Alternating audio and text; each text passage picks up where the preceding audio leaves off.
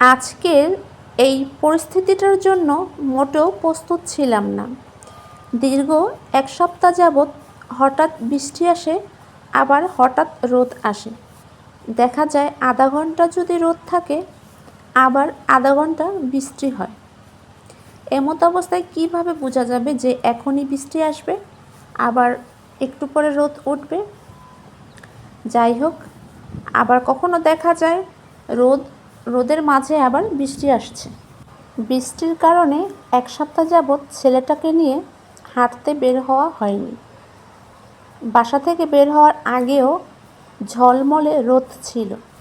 ভেবেছি ১ সপ্তাহ যাবৎ যেহেতু ঘর থেকে বের হতে পারছি না, তাহলে এখন যেহেতু রোদ আছে, একটু বেরিয়ে আসি। ছেলেটাকে নিয়ে যখন বাসা থেকে নামলাম, তখনও বেশ ঝলমলে আলো ছিল, রোদ ছিল। বাসা থেকে নেমে ১ মিনিটও হয়নি, অবাক করা এক দৃশ্য। হঠাৎ করে দেখলাম ঘন কালো মেঘে চারদিক ছেয়ে গেছে। এত অপূর্ব দৃশ্য যে আজকে আমার কপালে ছিল, সেটা আমি ভাবতেও পারিনি। যাই হোক, মোবাইলটা সাথেই ছিল, তাই সাথে সাথে ক্যামেরা বন্দি করে ফেললাম। অনেক সুন্দর দৃশ্য। চারদিকে আকাশটা মেঘে ঢাকা, সবুজ গাছপালা যেন বৃষ্টির পানি পেয়ে আরও সবুজ হয়ে গেছে। আসসালামু আলাইকুম, কেমন আছেন সবাই? আলহামদুলিল্লাহ, আমি ভালো আছি। আজকে আপনাদের সাথে শেয়ার করব এক অপূর্ব দৃশ্য, যেটা আমি দেখেছি, সেটা আপনারাও দেখবেন ক্যামেরায়। আমি দেখেছি বাস্তবে, আপনারা দেখেন ক্যামেরায়। এত অপূর্ব দৃশ্য, কোনো রকম এডিটিং ছাড়াই এ দৃশ্য। আমি ক্যামেরায় কোনো রকম এডিটিং করিনি, তবে ক্যামেরায় যতটুকু সৌন্দর্য দেখা যাচ্ছে, বাস্তবে দৃশ্যটা আরও বেশি সুন্দর দেখা গিয়েছিল। চমৎকার, অপূর্ব, সুন্দর দৃশ্য। প্রচুর বাতাস হচ্ছে, বাতাসের শো শো শব্দ। চারপাশটা মেঘে ঘন কালো কুয়াশায় ঢেকে গেছে।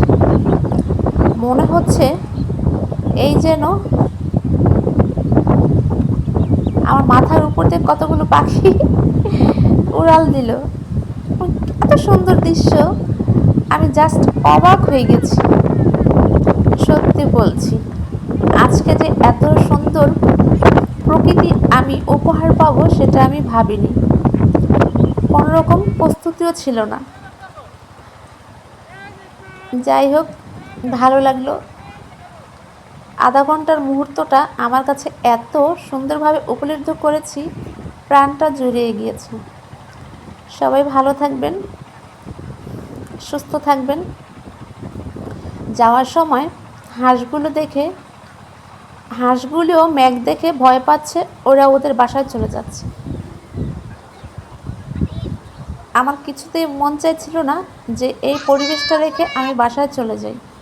কী আর করব, যেভাবে মেঘ করেছে, তুফান আসবে।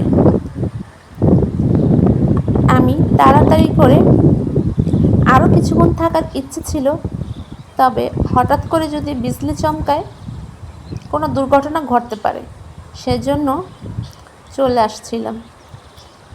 কার মন চায় বলুন এরকম অপূর্ব দৃশ্য রেখে চলে যেতে? তবে বাধ্য হয়েছি বিধায় চলে আসছি।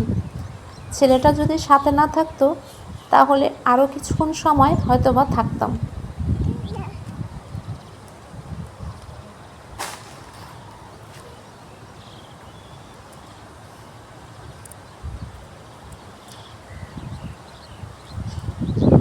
স্নিগ্ধ বাতাস। আসসালামু আলাইকুম, ভালো থাকবেন সবাই।